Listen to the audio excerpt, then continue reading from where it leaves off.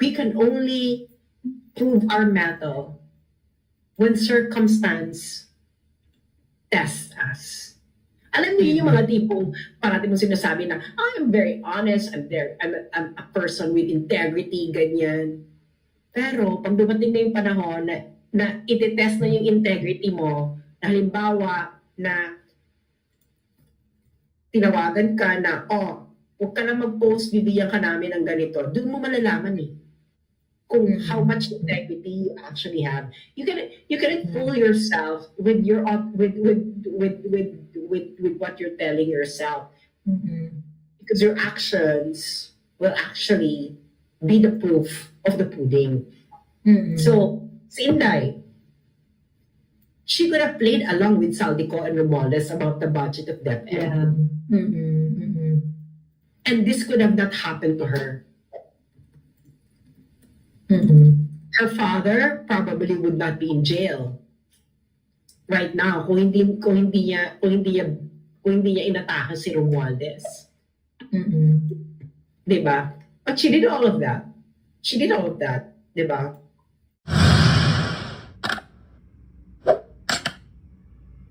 With comparison from the Sarah which you interviewed before, I think 2019 yata yun 2019 or 2020? 2019, I think, or 2020. Oo. Ayun, 2019, pagkatapos, alam mo ba na-feature mo yung comment ko doon? Talaga? Oo, na-feature mo yung comment ko doon. Pinanood ko yung interview na yun Ayun. Pero sabi ko ba, I'd rather choose yung nananapak, yung kaya kong ipag-ilaban ng patayan na mayor, kesa yung binobola-bola ako tapos hindi naman ako kayang panindigan. Ganon. I think, una-una, Inday Sara has matured a lot. Gemini kasi, matagal kasi mag-ano ang Gemini Pero Gemini din ako, matagal mag-gain ng matagal mahinog. Kaya nga, tingnan niyo lahat ng Gemini, karamihan ng Gemini sa buhay niyo, baby face. Aminin ninyo, di ba? A lot of Gemini are young looking. So she's more confident now. She's more, I think right now, Inday Sara, I think Inday Sara right now has fully unveiled. Compared before. Kasi before it was Inday Sara mayor Very, very limited yung kanyang experience, ano lang siya, local politics, ganyan. Pero ngayon, kakaibang baptism of fire ito. Kaya nga, di ba sinasabi ko, sana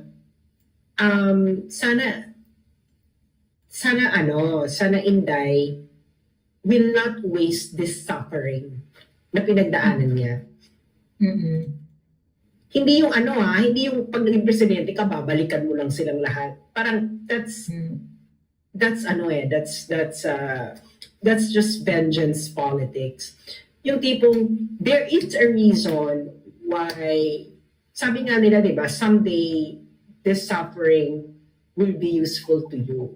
So, ibig sabihin, you are being prepared for something. You are being prepared for something greater. Kasi, can you imagine, yung kakampi mo, binaboy ka. Tapos, for the first 2 years, galit sa'yo ang karamihan ng DDS kasi ayaw mo pang kalasan niyang sila BBM. Tapos nagalit pa sa'yo yung mga ibang DDS kasi in-endorse mo si Amy. Tapos yung tatay mo nakulong, and I'm pretty sure a lot of DDS are thinking na kung hindi mo pinartner si BBM, hindi mangyayari to sa tatay mo. Ano ba yan na parang alam mo yung parang kinantot ka ng malas ng sabay-sabay. Oo. So, ganyan yung nangyari kay Inday Sara. I'm sorry, Sarah, for that term, but that's just who I am. I'm just being honest. Mm-mm. So, di ba, when we're suffering, some of us, when we are suffering, some of us just succumb to it. Pero, the right approach is when you are going through a lot, you have to step back and look at, okay, why are these things happening? What is going on? Diba? What is going on? Parang ano lang yan, para ka nagtatanim ng halaman, nag-aalaga ng halaman, nakikita mo yung halaman mo, na imbis na magpanik ka, oh my God, yung halaman ko natutuyo, namamatay. Gagawin mo, you just have to step back and see, okay, what is going on? What is going on? Why is this happening? Diba? So, kailangan ka magkaroon ng coherent narrative on why it's happening. Na, either you would think na hindi mo titingnan yung bigger picture on why it's happening to you. And then, pag nalampasan mo, yung gagawin mo lang is, tangina kayong lahat lalagpasan ko na to, bababuyin ko ang mga buhay ninyo. So, alam mo yung, kasi when you survive a suffering, you will have a tremendous amount of energy after that. Don't you notice it? Even after your sickness, di ba, pagkatapos ng, ang bilis nga nun di ba? Don't you notice it, na pag magkasakit ka, buong linggo, para ka na mamamatay dahil sa sakit or whatever. And then, tapos bilang pag-gising mo, ay, bakit ang ganda na ng energy ko, ganyan. So you will have a new burst of energy. Diba? Kaya sabi ni Friedrich Nietzsche, that doesn't kill you, makes you stronger. Yan. Mm-mm. Kaya nga diba, ang chika, gusto na nilang tigihin yan si Inday kasi nga, yun ang totoo. That doesn't kill you, makes you stronger. So ngayon, dahil wala pa doon, and they make stronger. So Inday right now is hinulma na siya ng paghihirap at a national level. She was shamed, she was humiliated at a national level. Her family was destroyed. Mm-mm. Her support system was destroyed. She hit rock bottom. Kaya nga wala na nung hearing, di ba? Tangina pa, paano mo ba ipipin down si Inday? Binaba nyo na siya. On the lowest level. Yun ang problema, ang aga. Kung ako dun sa kalaban, sabihin ko, ang aga nyo namang dapat i-pacing ninyo. Paabutin nyo muna na Ngayon, tapos na, 3 years, o di, mag-iiba ng ihip ng angin. Kasi hindi nyo na-destroy in 3 years. Alam mo na, may isi-spend mo pa in the next 3 years. Gagawin mo yung ginawa mo. Ang laking perang ginastos mo. Syempre, kailangan mo ng pera sa kampanya, sa eleksyon. Alam mo naman, gamitin mo yung perang yun para sa pang-destroy kay Sara. Ang national election, napakalaking bagay. Ako lang siguro ang hindi pa nakakita kay Inday in person. Can you imagine? Talaga ba? I never seen Inday in person na nakausap. Siguro nakita ko lang siya, pero yun talaga katulad mo, Joey, na nakausap mo siya na para kayong sisterly vibe na maiyak-iyak kayong pareho na. Inday, alam ko namang naghihirap ka Hindi mo na mahirap talaga. Pero sana is just try.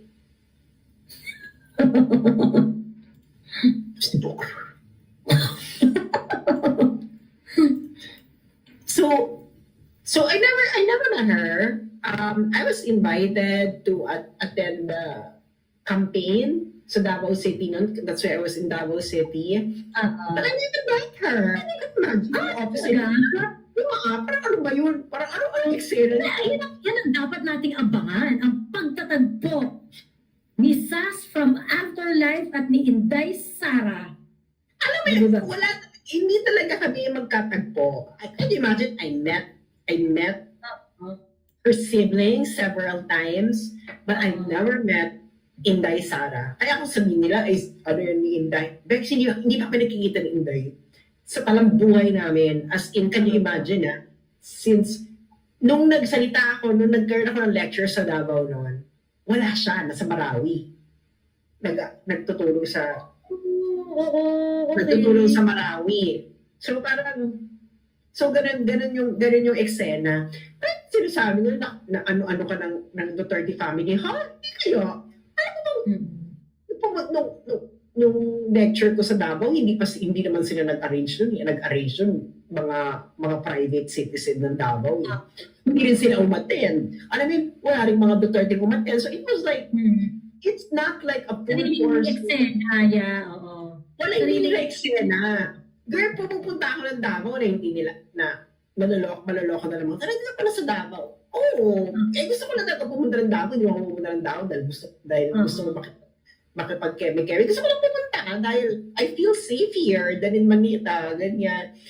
Pero that's it. I never met Inday. Walang pagkakataon, or kung may pagkakataon man, hindi natutuloy. Alam mo yon. So now, yung pagkaka-interview ko sa kanyang yon, hindi pa nga po pwede yun kasi nga hindi daw nagpapa-interview si Inday ng ganong kahaba kasi nga shy siya, may stage fright. Ngayon, she doesn't look like someone who has stage fright. As in, pag umahanap siya sa media ngayon, panoorin niyo yung mga dati ni In control, oo. Talagang, iba yung control ngayon. Iba commanding presence, ano na siya ngayon. Talagang, iba ngayon yung control ni Inday, iba yung commanding presence. And I think na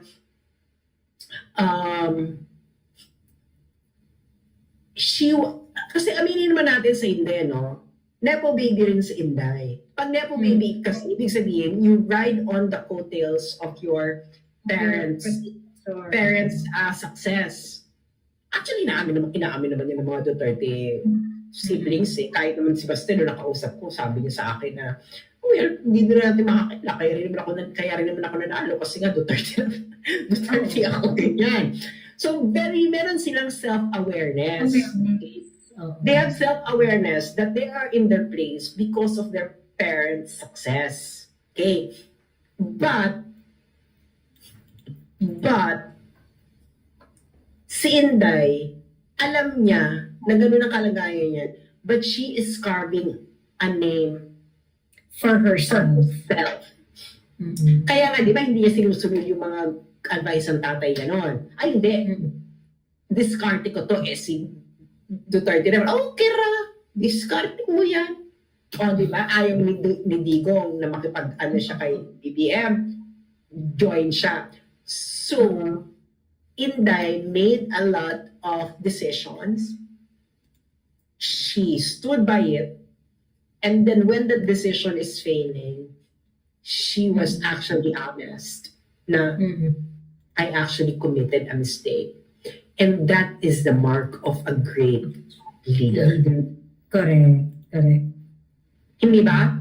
Meron lang yun na ang great leadership is not about being perfect dahil hindi ka Diyos ba? Because nobody's perfect, di ba? Wala, hindi ka Diyos. Yun ang hinahanap ko sa isang leader. Decisive. Okay. So kahit adviser mo siya na ganito, magkakamali ka, tapos ng chikahan, decision mo na to. Okay. And then, when that decision happened, and then that decision failed, the next thing that I would accept. So, first, kailangan decisive. Second, also as a leader, is my sense of ownership. Yes, oo. So, ano ibig sabihin ng sense of ownership? Decisive ka nga. Nagkamali, pumalpak yung decision mo. Tapos hindi mo in-own. So, at least ka sa number 2 ko. Si Inday may sense of ownership. Okay, nag-decide ako ganyan. And now I can see na ganito ang nangyari. So, inong niya. Mm-mm. Diba? Hindi siya nahiya. Hindi siya nakipagplastikan na, hindi kasi ganito. Ako pa, hindi. Inday could have just continued playing the game. Kasi nakakahiya yan na. Aminin niya nakakahiya yan. That is the price of being decisive. Nakakahiya na decisive ka, tapos yung decision mo turned out to be the wrong one. So, kung wala kang sense of ownership, ang gagawin mo, ipaglalaban mo na yung decision mo na tama pa rin kahit hindi na tama, hindi ba? Tama? So, si Inday, meron siyang sense of ownership, which I saw. Okay? Diba? And number 3, ang nakita ko, Inday, is hindi niya pinabayaan yung mga tao niya. Yung mga employees. Yes, oo. That And- speaks up. That speaks about her leadership. Na alam niya yung laro na bakit kayo magdidisiplino sa mga tao ko, bakit hindi mo na ako? Alam ni Inday na yung mga tao niya walang ginawang mali. So, dahil alam niya na walang ginawang mali yung mga tao niya, she stood by them hanggang doon sa detention. So, we now have, kaya nga, yung nangyari kay Inday unveiled, di ba sabi nila, di ba, the best way to convince people is to show, not tell. And in the last 3 years, Inday showed. Inday showed who she is as Who a she is. person. She showed up. She showed us, she demonstrated who she is as a leader and as a person. She's decisive, 1. Second, she has a very strong sense of ownership. And 3rd, when you're working for her and you didn't do anything wrong, she would be willing to sacrifice the dignity of her position in order to defend you. Yes. Oo. And that is what you call boss lady, alpha level, sigma, emerald, charma, ganon. Yes. Kaya, Oo. basta Inday, tig! True. ah. Diba, the very definition of pastig. Oo. Correct. The very definition of pastig. Nilalaban ka na ng lahat, Mas di ba? lalaki- Pero di ka mas- nagpalamon. Mas lalaki pa si Inday sa mga lalaking leaders ngayon. Correct. Oo. Di ba? Mhm. Sabi ni Inday, hindi ako nabibili. Oh, Mhm. kita mo? Tama. Wala siyang... And hindi gigil si Inday sa pagiging presidente. Kasi kung gigil si Inday sa pagiging presidente, girl, she could have just played the game. Play it all alone. Dahil mahirap tumakbo against an incumbent, ha? Against a candidate ng incumbent dahil malaki ang resources niyan. She could have just play alone.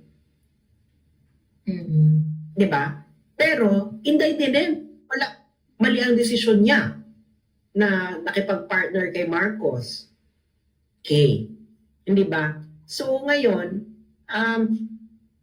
Inday fully unveiled her decision-making. Inday fully unveiled who she is as a boss. And Inday fully unveiled what we can expect from her when it comes to sense of ownership. So, nung interview ko kasi, it's more tell Yung interview ko sa kanya, it's more tell.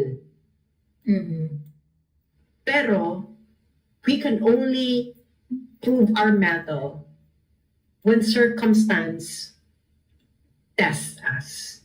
Alam niyo yung mga tipong parating mong sinasabi na, I'm very honest, I'm a person with integrity, ganyan.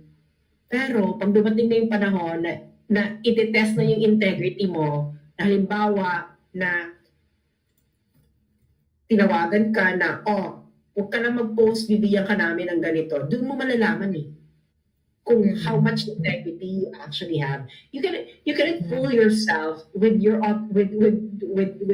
with what you're telling yourself, because your actions will actually be the proof of the pudding. So si Inday, she could have played along with Saldico and Romualdez about the budget of DepEd. And this could have not happened to her. Her father probably would not be in jail right now kung hindi niya inatake si Romualdez. Diba? But she did all of that.